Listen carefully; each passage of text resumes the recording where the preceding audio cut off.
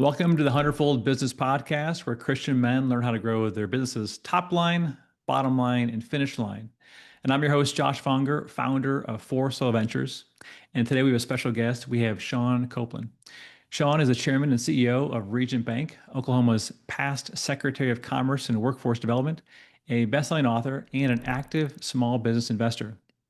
Sean is also the founder of 94X, a nationwide faith in work movement, which I'm really excited about to talk about today. All right, Sean, welcome to the show. Thank you. Thanks, Josh. Appreciate it. Well, Sean, I'm really looking forward to this episode. We've had a chance to talk, and I think that this is going to be a real encouragement to the audience for anybody who wants to learn how to practically integrate their faith into leadership, into work, into leading. You've got some great stories. And so let's start from the beginning. So Sean, why don't you tell us how God has directed your path to where you are right now? Sure. Yeah. Yeah. This would have been the last place in the world that I would have thought that I would be. So I grew up on a farm in a very small town south of Tulsa, Oklahoma. My hometown is Beggs, Oklahoma, population 1,000. And there was 1,030 years ago when I was there. It just stays the same. My dad and grandfather raised Hereford cattle, and I thought I was going to be a rancher. I did well in school, went to college, was getting ready to graduate from Oklahoma State University, and I was helping my dad work cattle there on our farm. And he kind of unceremoniously told me in the middle of working cattle that I needed to go find a job. And I said, "Well, I thought I was coming back here. I thought we were gonna be on the farm together." And he said, "Well, you're welcome to do that, but we can't pay you. We're going through a tough time." So I thought, well, pay is a fairly critical part of my future life plan. And so I drive back to Stillwater, not knowing what I'm going to do. A couple of days later, was invited to a Board of Regents dinner because I was in student leadership there at Oklahoma State. And the university president, just to make conversation, asked me during dinner what I was going to do. I was too embarrassed to say that I didn't know and that I had just been fired from the farm. And we're at this table with five other members of the board. And so I thought, man, I need to come up with something quick. So I looked down to my left, and this guy has a nameplate, and it says Bruce Benbrook, Stock Exchange Bank, Woodward, Oklahoma. So I thought, well, that sounds good. I mean, this guy has on a nice suit, he's obviously been pretty successful, and it would work for the moment. So I said, well, actually, I've been thinking about going into banking. And everybody was super surprised. And they said, we had no idea. And I said, oh, yeah, it's a very recent career decision, which it was. It was about 10 seconds old. And so as we were leaving that dinner that night, Dr. Halligan, our university president, said, I didn't know you wanted to go into banking. I've got a good friend that owns a group of banks in Oklahoma City. Maybe I can help you get an internship. And I had one summer, and then I would graduate in the fall. And I said, well, that would be great. And so he said, well, give me your resume. So I go back, delete out my old farm and ranch professional objective, put in there financial services professional, run it over to his office. And 2 weeks later, I get a call from the chairman of MidFirst Bank. And that's how my career began in the banking business. So I got an internship there. They hired me back. I ended up becoming a bank president right before my 24th birthday, which is a whole other story. Ran three family-owned banks. And then when I was 34, had the opportunity to buy Regent Bank. So we bought the bank on April Fool's Day of 2008. And it has now been about 17, almost 18. I was looking at the date, almost 18 years now. and the bank has really grown, and my faith journey has grown, and I know we'll get into how all of those have integrated, but that's essentially how I got to where I am. I met my wife in college, Angela. She has been through all kinds of ups and downs with me. She is a corporate executive, so she's head of HR for a Fortune 500 company, so our lives are pretty wild. We have three children that are ages 22, 18, and very recently 16. So if you're in the Tulsa area, be aware of a black GMC pickup. Finley Copeland is just starting to drive. And we live here in Tulsa, attend First Baptist of Broken Arrow here, and have been very, very blessed. So that's really kind of what gets me largely to this point. Wow, that's a great story. Well, let's start from the beginning. So, for those interested, how did you start integrating your faith into your work, or when did that begin? Were you always thinking, okay, now I need to be public about my faith and utilize this as a bank manager, or is this something that you had to learn how to do, or did you have a mentor? How did that work? Yeah, it's a great question. The first time I ever saw this was at my very at the bank that I was president of. Our chairman would come in every Friday morning, and they would have a Bible study in the back in the community room of the bank, and all these folks would come in from throughout the community, and the local pastor would come in and lead it. And I just thought that was so neat. I really didn't think that you could do that, within a company. And I didn't do a whole lot with it, honestly, until because truly my faith, wasn't that strong. And then about, I'm going to say, maybe about 15, 16 years ago, I went through a discipleship program called The Journey here in Oklahoma. And it's basically a 9-month uh, program where I've led it now every year for all these years. And we'll have typically 20 to 40 guys that will go through a teaching and a discipleship, basically, where we learn how to have a more intimate relationship with Jesus Christ. And I learned that he really cared about my work and everything about my life. And the closer that we became, the more I really wanted to integrate, my faith into my business. Now, when we bought Regent, we said we were an organization that would operate according to Christian principles. Okay. So, and what I meant by that was, we wouldn't cheat, we wouldn't lie, we'd kind of follow the Ten Commandments, but we weren't. And I really didn't have this vision around being a true kingdom business where Jesus was really in the business. What changed that, and forgive me for this very long answer, but this is a very important part of my life story, was about a year, I guess it'd be about 10 months after we bought the bank. Okay. So we bought the bank in April of 2008. For those that are old enough, they will remember that the mortgage crisis hit during 8, 9, and 10. You absolutely do, Josh, because you were in real estate, I know. So you remember how difficult it was. Well, we didn't really have a lot of mortgages or real estate loans, but the entire economy at that time just froze up. And so many of our businesses began to struggle. Many of our employees began to get laid off, or many of our customers, excuse me, began to get laid off. And so by the time we started to lose a lot of money, we started having a lot of loans go bad, charging off a lot of loans. I thought I initially raised, thank you, Lord, about $15.5 million to purchase the bank. And we paid $11 million to buy the bank. And I had about $4.5 million of extra capital. So I thought that would be sufficient to get us through, any kind of downturn, but it was not. We lost a lot more money than that. And by the time we got to February of 2009, it was a certainty that we were going to go under. Our capital levels were below the regulatory minimum.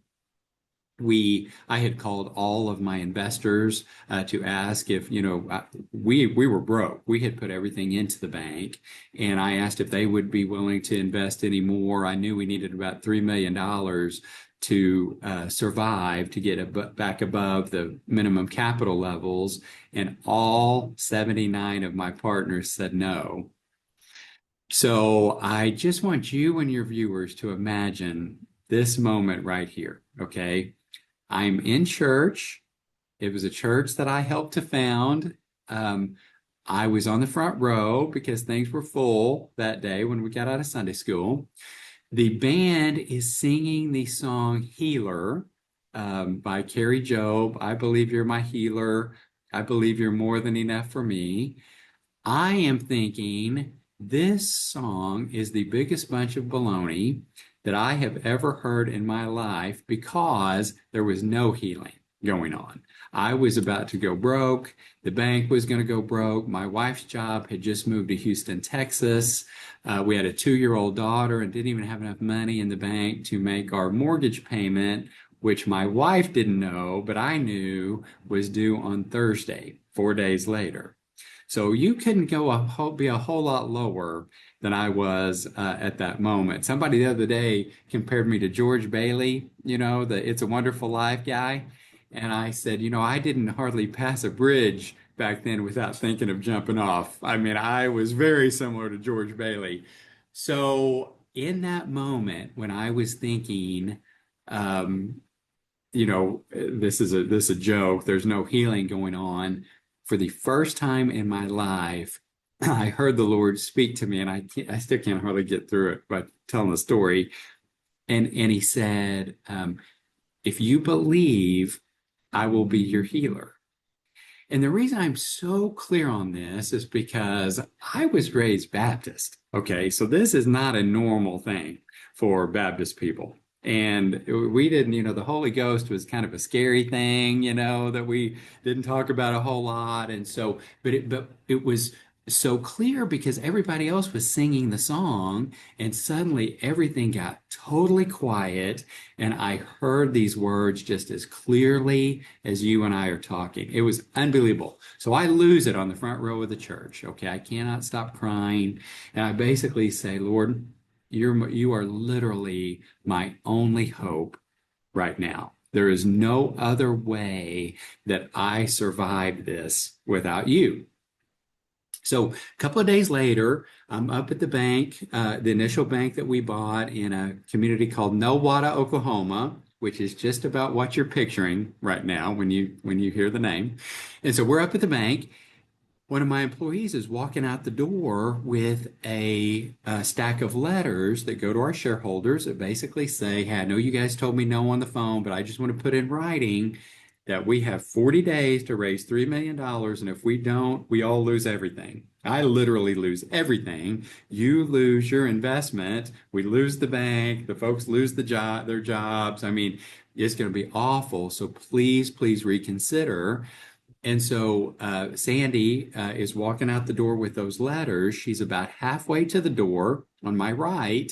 And on my left, kind of behind me, the phone rings and Arlene says, "Sean, you have a phone call from the U.S. Treasury Department."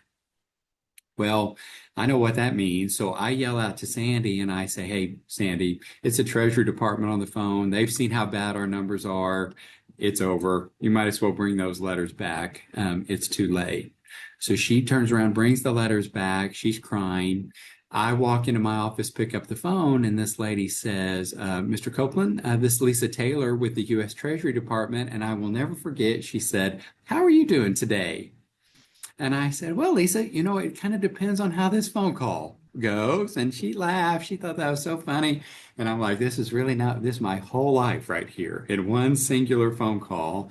And she said, "Well, Mr. Copeland, I don't fully understand this, to be honest with you, because your bank's very small and not very good. But you have been chosen by the U.S. Treasury Department for our capital purchase program. And I have been authorized to offer you an investment of $3 million from the Treasury Department." And I said, well, how does the investment work? And she said, well, it's 1% interest. You can buy the interest rate down to 1%. You have 9 years to pay it back. There's no board seats. We don't take any board seats. There's no dilution to your existing shareholders. So it's basically 1% capital. And I said, can we get any more? And she said, nope. And I said, well, we'd be very, very interested. Yes, please sign me up for the 3 million. And I filled out a one-page form and we received the money at 2:57 that day. It was wired into the bank and the bank was saved and my life was healed. So I share that because after that, two things happened. One, I had spent my whole life in fear. And this is very hard for people to understand because I would have looked super, super successful, but in my mind was just this constant spinning of you're going to be a failure. People are going to realize you're not as smart as they think you are. The bottom is going to fall out. It just all the time. And in that moment, it went away. I literally experienced a miraculous healing. I've not felt that way since. Honestly, it's a bit of a problem because I have no fear. My board reminds me of that all the time. And so that was one. But probably the bigger thing, which ties into our conversation today, is I got on both knees in my office, cried like a baby, and told the Lord that this was his company. So I literally said, Lord, I'm going to ask you every morning what to do. Please tell me. And if you will tell me, I will do it. I don't care how crazy it is. And so that is the moment that changed my life. And that is what changed our company. And so I turned it over to him. We can get into all of the different things that we do here and how we integrate the faith. But that is really where it became central to our company and to my life. Wow, that's amazing transformation. And just once you were fully dependent, and like you said, Jesus, this is your company now. Um, Great Yes. story. And so, what did it look like? I mean, did your staff or your customers notice the transformation? The new Sean. Like, what was that like? Yeah, it would be. I'm gonna describe it all, and please keep in mind that I'm contracting what would be about 16 years into about a 2 minute answer here. Okay, so it's gonna sound like a lot, but it's actually been very, very gradual. And it literally has just been about trying to obey. Okay, so let me just give you some examples. My standard morning is I get up about 4:50, make my way to the Keurig, grab a cup of coffee, hop in the recliner, and God and we have our staff meeting. Okay, so I basically just literally say, okay, boss, please tell me what to do today. And some days I will feel almost every day I feel something. And some days, like this morning, it was, hey, you really need to reach out to this particular employee or client or somebody that has been going through a difficult time. But some days it's pretty wild. Okay. So the instructions have included I need you to start a daily devotional with your team, which I thought was illegal and later learned that it's not. And that was really the start of 94X, which I know we'll talk about later. So I started this little devotional with 5 people in my boardroom. I set up a call-in number so that our other locations could call in if they weren't here in Tulsa. And that devotional now, which is still every morning, weekends and weekdays, holidays, you name it, has had over 500,000 callers and will have calls of over 200,000 callers. And so we'll have a lot of people. You'd be a great guest, Josh, to join us. You can talk about what you do. We have a lot of guests join us. We have a different person now lead it every day. I led it every day for a long time, but I now lead on Mondays. But you just call in. It's 8:17 to 8:30 Central Standard Time. And you just call 888-630-4807 and you come straight into the call. It's 13 minutes long and you're off. And it's really, really, really a great way to start the day. He called me to do a prayer team. He said, you're not the only one that should be praying. Other people want to pray within your organization. And I thought, well, that's a weird one. So I send out an email to all of my employees and recruit in. I don't, let me rephrase that. I literally just offer, hey guys, I kind of feel called to start a voluntary prayer team here. If anybody would like to join me, please let me know. So we have about 60 or 70 employees that pray for thousands of prayer requests a year. Crazy, crazy stories along those lines. We started faith in business events in all of our markets. We have Bible studies going on in all of our locations. We ended up starting the 94X Faith at Work movement, which has now gone wild and international. We have a faith-based business director that basically goes all over the country telling the story of the bank. And if somebody wants to bank, with a place that shares their values, they come here and work with us. It just goes on and on. I could spend the whole time here talking about all the things that we do. But the most amazing thing is I have had been blessed to lead 42 of my employees to Christ in my office. We have had countless healings. I get to speak all over the world, and I was in Destin about a month ago when a gentleman was there. I was finished speaking, and he began. He was waiting on me and was crying. And turns out he lived in Seattle. His baby boy had been diagnosed with blood cancer, cancer in his blood. They said that it was not curable.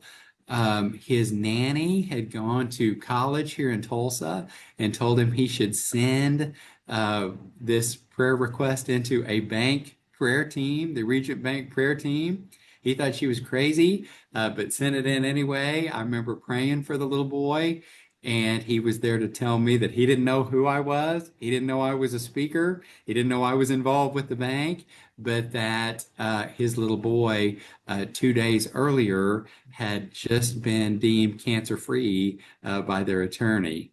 Or by their doctor. And we've had what was on my mind is I had a local attorney who had an amazing, crazy, crazy healing after we prayed for him. It is just normal. It's just like it happens every day. So the beauty of this is, because I know you have many business owners and leaders who listen or watch your podcast, the organization has done better. So I thought maybe it was an either or, type of deal. And if I really sell out for Jesus, well, I can't be a successful business. And I would say it's just the opposite. Our employees have our purpose statement, which the Lord led me to one morning, is to show God's love to our employees, clients, and communities.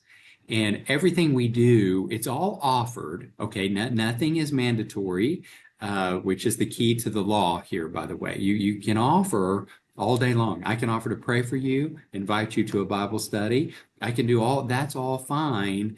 I just can't force you to do it. I can't be your boss and make you come to those things or pray with me or worship with me or those type of things. And so it has become a very integral part of our culture. And now everybody wants to work here. We don't have any turnover. Best place to work in our state, best bank to work for in the nation, fastest growing bank in the nation in the last 5 years.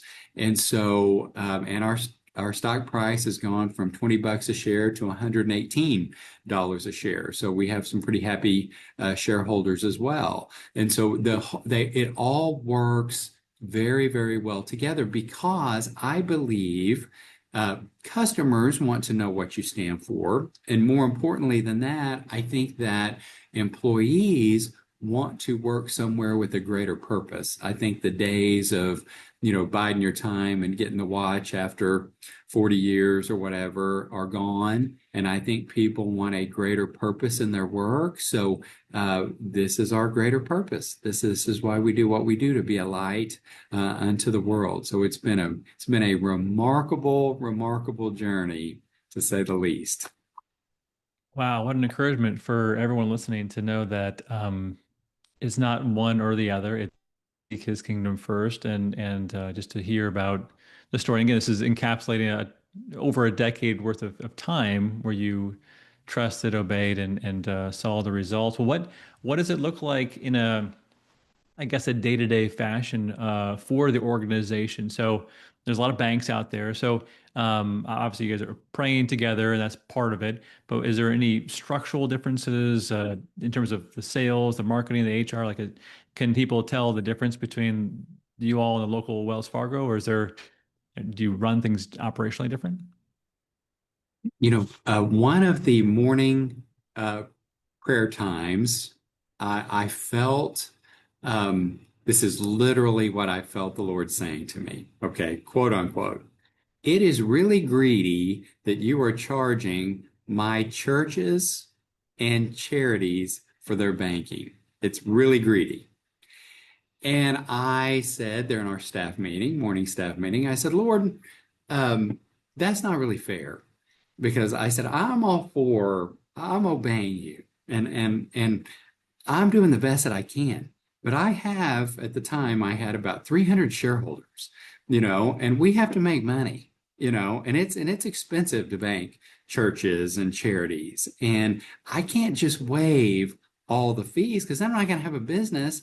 There's going to be no platform, no way to glorify you. I just feel like that's a little bit unfair. This is literally how our conversation goes. Okay. And so I close my eyes to listen in, and all I feel like I hear or I feel is greedy, greedy. So I'm like, okay.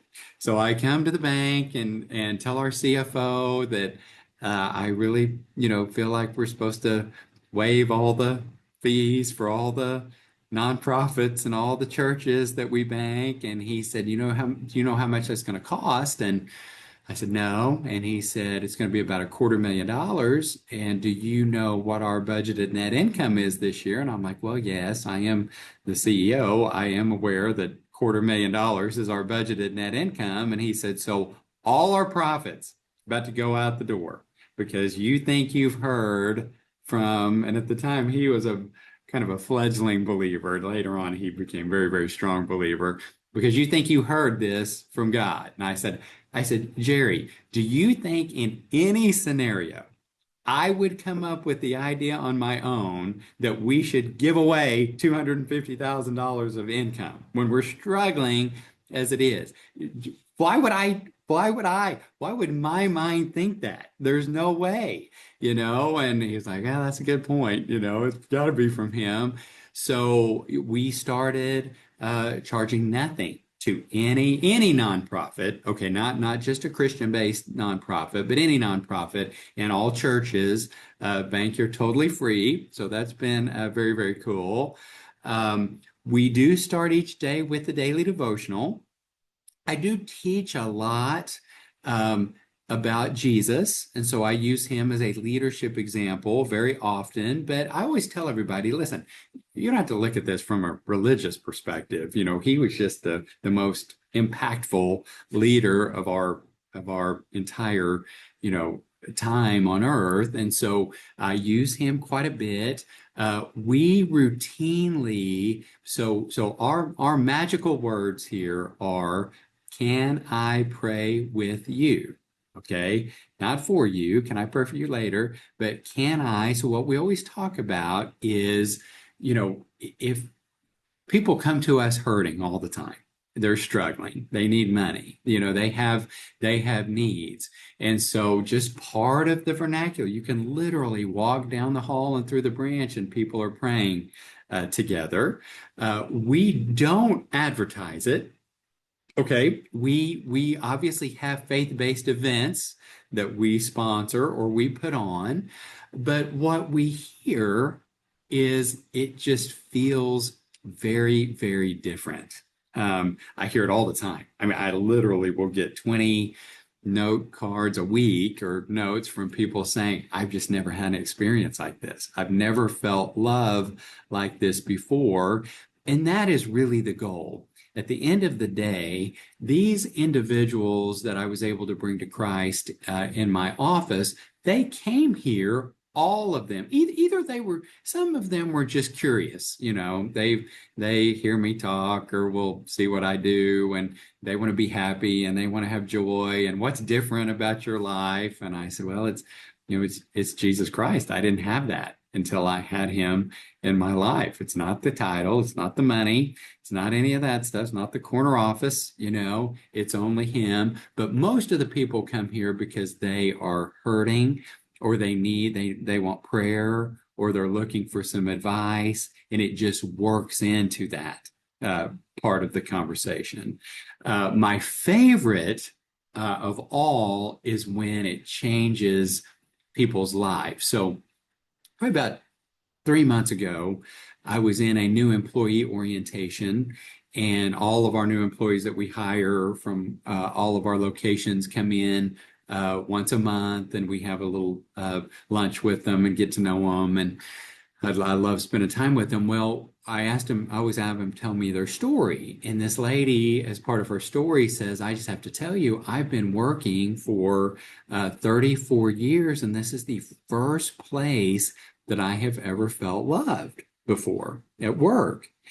And I said, man, that is great. I said, that is the goal. We want our people to know how much we love them. We do have very high standards, by the way, which people always wonder about. It's not a kumbaya culture. You got to live the core values. You got performance reviews. You're accountable. It's all the same. We just have a different purpose.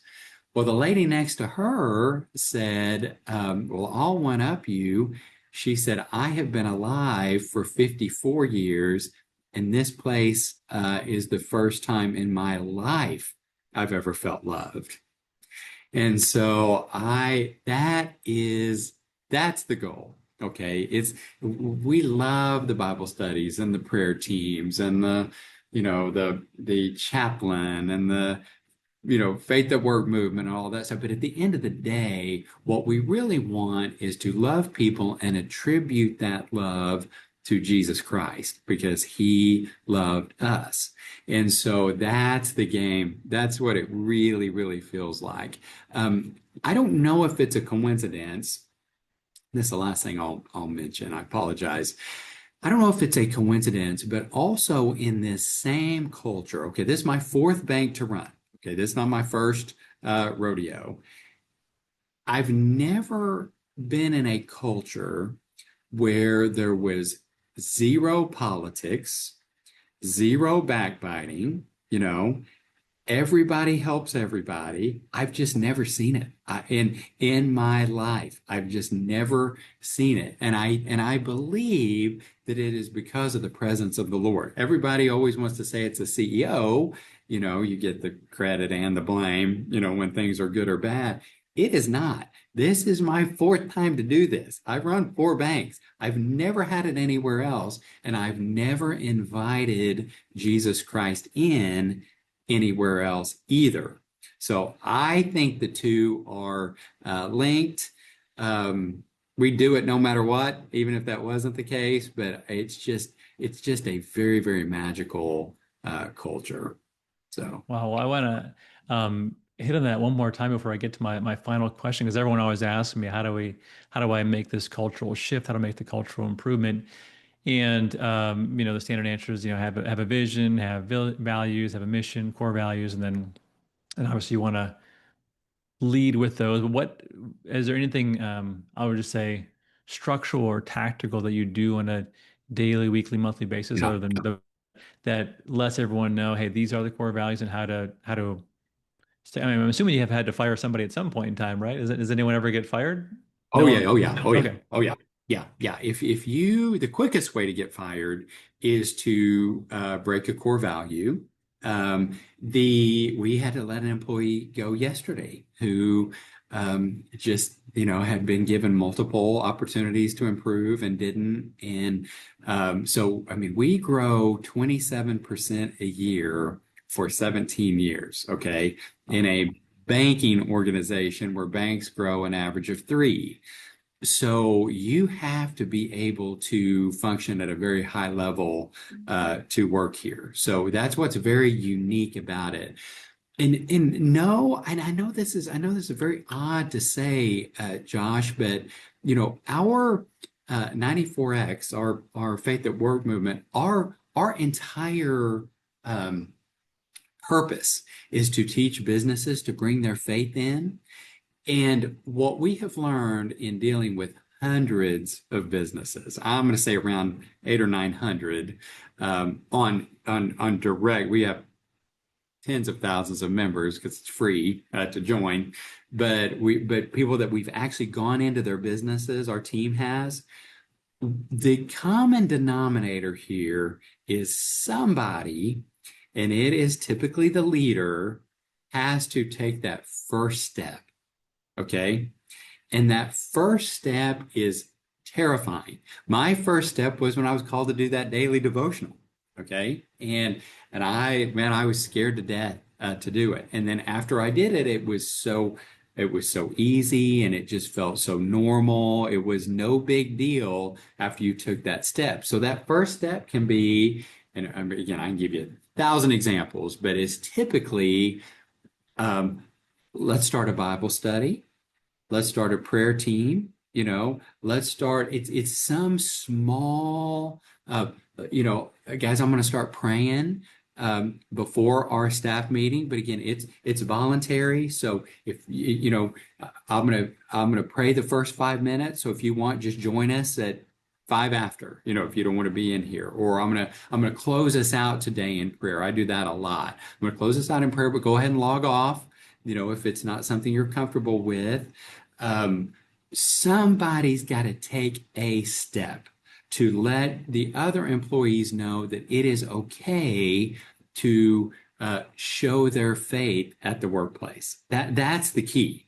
Now, when you do it, you have to be consistent. So, because we're doing a Christian Bible study, if somebody wants to do a study of the Quran or the Torah or something like that, they have to be able to do that. We would not stop that. If somebody has their Bible on their desk and you allow that, you have to allow any other religious, you know, uh, tool or artifact to be on their desk. Okay, we would do that. We're not trying to be an exclusively Christian organization. That is not legal.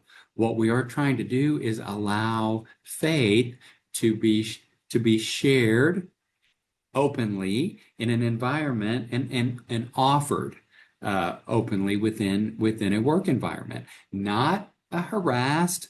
Not, I'm going to bug you to death about it, even after you tell me no. Nope, that's not allowable. But come join me in a Bible study.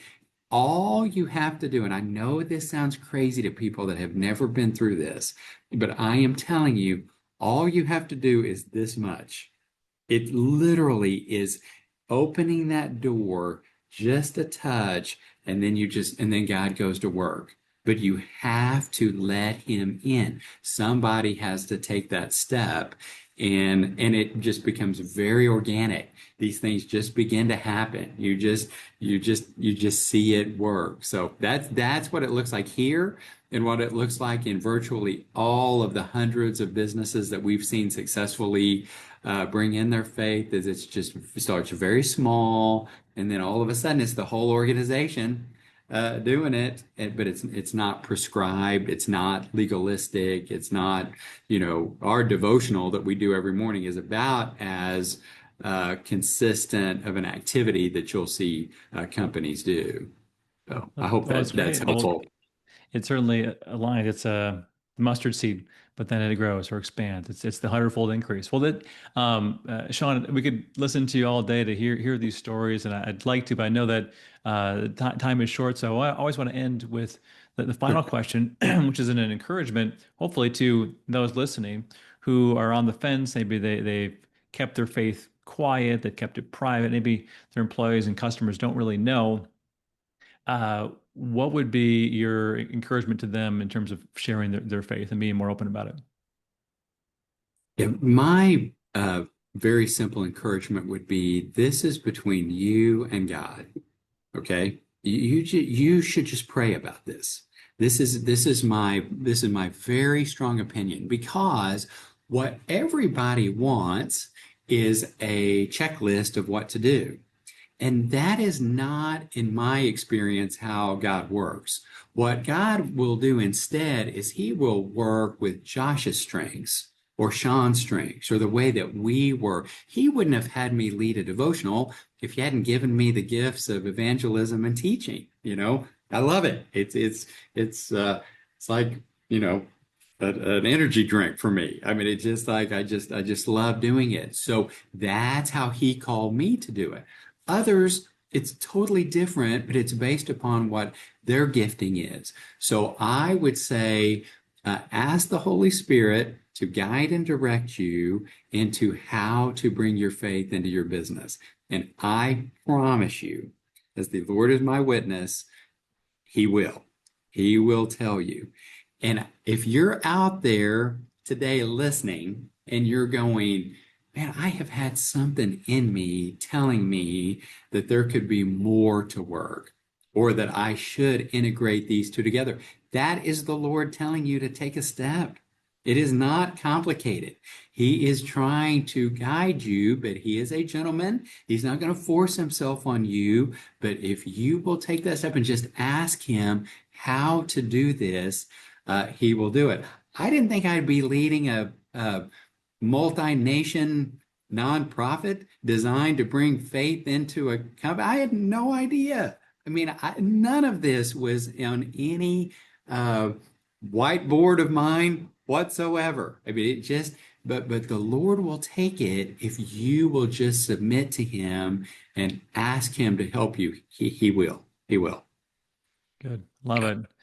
Perfect, Sean. Well, let's again appreciate you coming on the show today, making the time. This has been an Pleasure. important message, encouraging message, great stories, and I think a lot that people can just go to the Lord with and see and get an answer.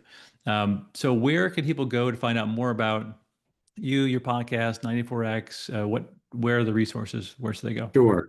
Yes. So our let me give you two. So the Faith at Work that I've mentioned movement is 94xmovement.com or .org, either one.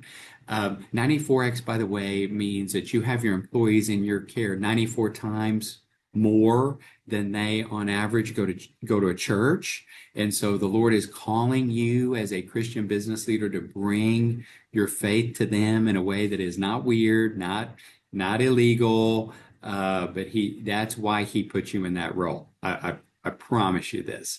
The other resource, and so that has all kinds of membership is free. We've had so many businesses generously support us that we're able to offer everything for free, including chapters and roundtables and all kinds of online resources, all for free. Our bank is Regent Bank, and it's just regent.bank. And the reason I mention it is because if you go to our website and go to our resources tab, we have a faith-based resources section.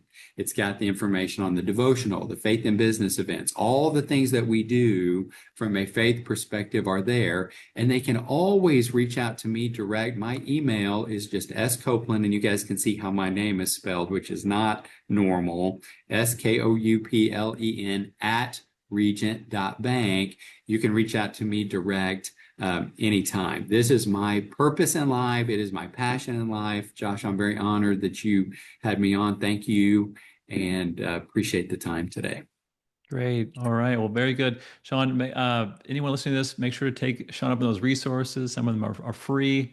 It's giving away his email address. So if you need prayer, he and his team are willing to do that. That's great. And again, everybody, thanks for joining me on the Hundredfold Business Podcast. Stay tuned next week. We'll be having another expert like Sean on to share his stories, where I'll be sharing specifically how you can integrate your faith into your business to have that hundredfold increase. And if you want help specifically, you can always go to fourthsoilventures.com. Again, Sean, thanks for being on the show. And thanks everybody for tuning in. Until next time, grace be with you, brothers.